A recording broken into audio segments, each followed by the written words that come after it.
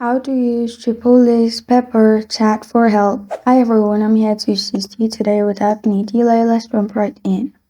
First, open Chipotle's contact support page. You'll find this kind of screen pop up, or you can type in chipotle.com/contact us, which will lead you to this page. Here, click on Ask Pepper at the bottom right corner of your screen.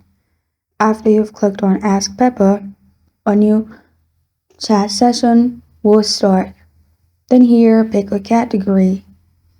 Order issue, where's my order? Common question.